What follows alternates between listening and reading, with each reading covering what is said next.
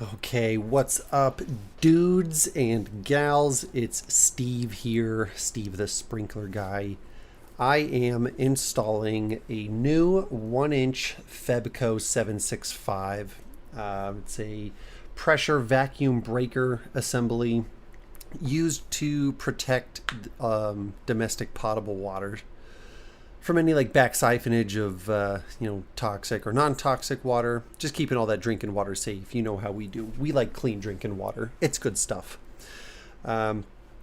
This was the house I'm at now was recently purchased by one of our existing customers.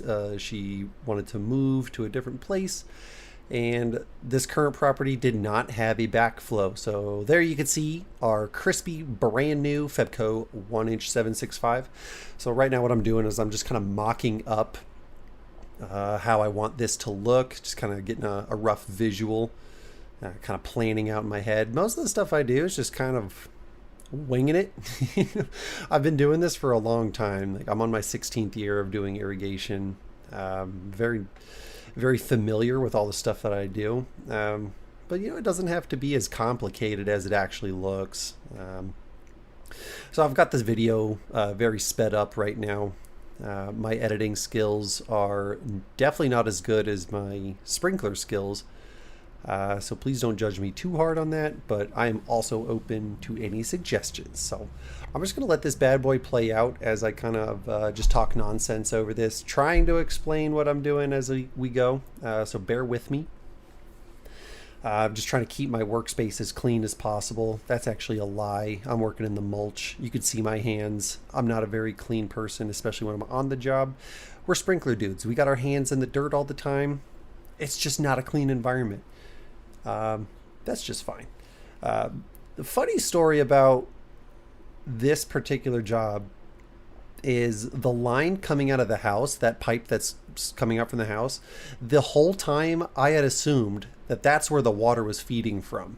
So big mistake number one is I didn't check the direction of flow. That is so freaking important. These backflows work as anti-siphon devices. They're designed. There's that big fat body with the bell on top. That's where the check stays.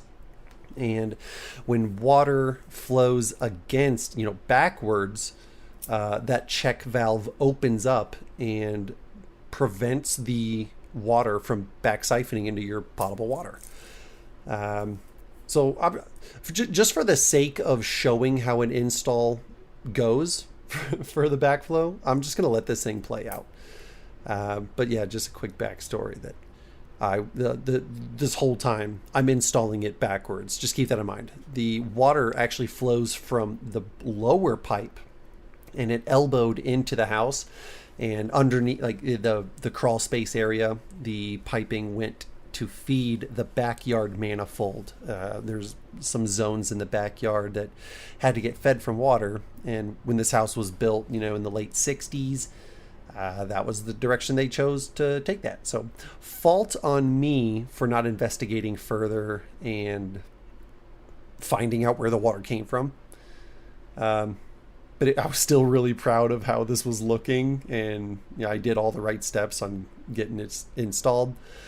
You can see there I've got a drain 90 coming up. I had expected the water was coming in, out from the house.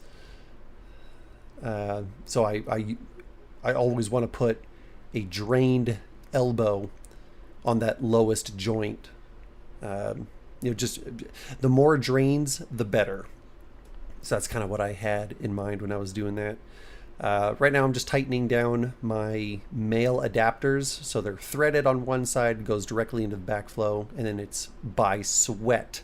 So I sweat or solder the backflow, all those fittings together. Yeah, just making sure it's nice and even, nice and tight. We like that. Couple wraps of that Teflon tape, and then you saw me use that pipe dope. Makes a really good seal. So right now I'm kind of going for that crucial sizing, trying to make sure I get the right angle for the where that joint's going to meet up So you can see I've got the other lower 90 on the down leg already installed, and I was getting ready to cut the copper, right about there. So we'll make that little cut there. Yeah, this was a wrist buster, dude. My forearms were burning, like big burning. That's what it takes, though. Sometimes you just got to crank it out. Yeah, be careful on what you crank out. You might get fired. So here I'm just kind of prepping up the down leg portion of the backflow. Making my cuts nice and clean. Yeah, you see me complaining about my wrists. Yeah, suck it up, Steve. Getting all my bits sanded down. You want to make sure those ends are nice and sanded down. Not only to keep it clean, but you want to kind of scour and score that copper just so that solder takes. So here I had one shining moment. I actually grabbed a level.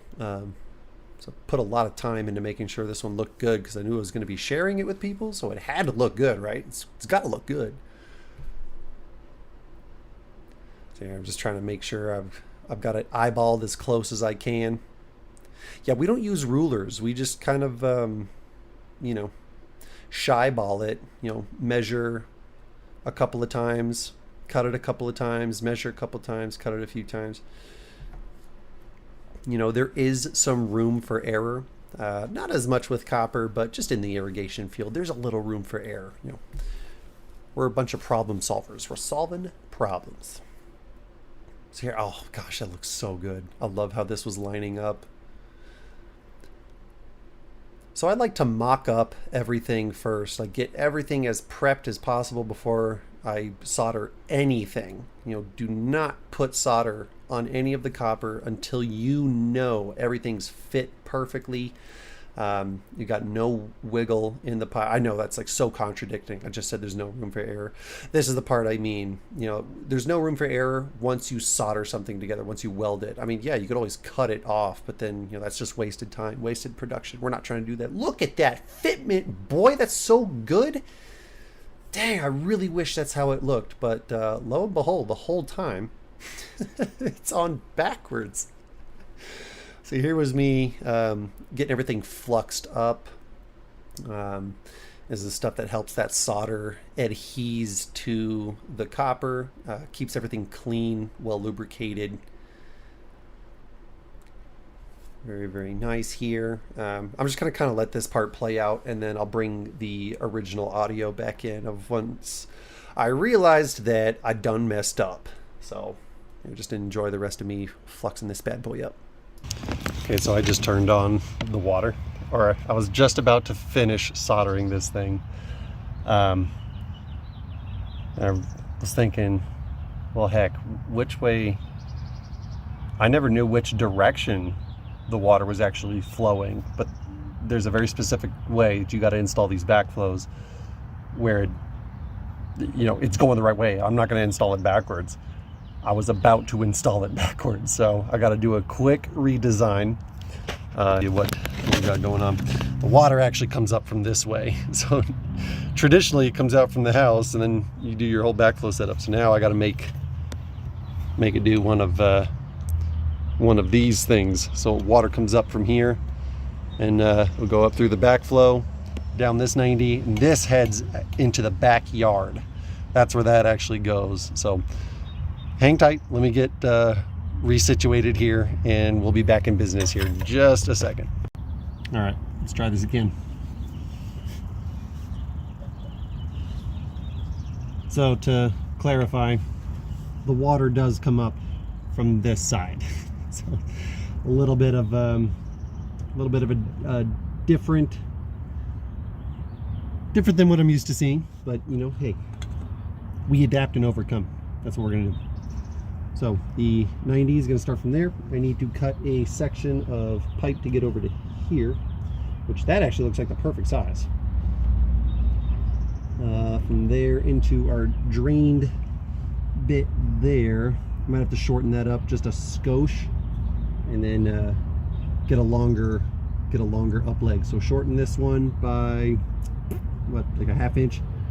And then, does this have a ruler on it? No ruler. Just eyeball it. Back to the speed zone. We're just going to kind of speed this up a little bit, fly through it. I've finished prepping the final version of the Backflow. Everything is cut to size. I'm just going to get everything fluxed up and get everything kind of soldered in. The reason why I'm kind of talking over this stuff is I decided to bring my little speaker with me and play music, and I'm trying to avoid any copyright issues because YouTube loves to throw out copyright issues. This is me kind of just explaining how I've got a garden hose with like a 6-foot stretch of hose right next to me, so that's like ideal for soldering. Most of the areas that I solder in are gonna be like these backflows. The water supply is usually right next to a garden hose, which is incredibly convenient. So I definitely utilize and take advantage of any water supply that I've got close to me, especially when soldering dry conditions, mulch beds, introducing fire to those kind of environments, not exactly ideal. But having that water there, incredibly ideal. So here's me being super careful, breathing in all those toxic flux fumes. Those fumes are actually incredibly toxic. If you're in an enclosed space while doing solders, you definitely don't want that stuff into your lungs. So make sure you're in a well-ventilated area, got a lot of airflow. So here's me kind of finishing up that down leg, looking good. You see, I already kind of utilized that garden hose.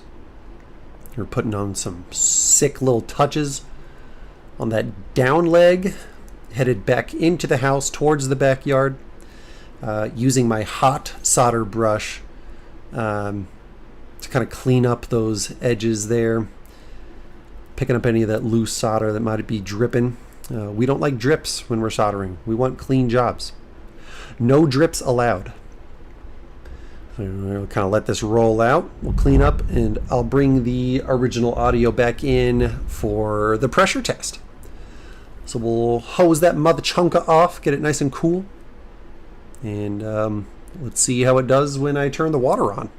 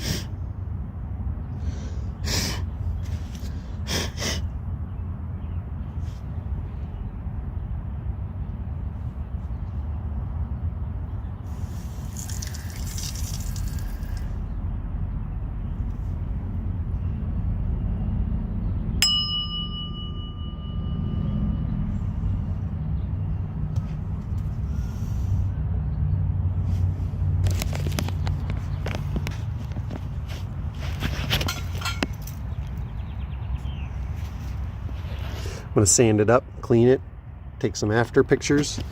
We are looking pretty damn good, guys. Pretty gosh darn good.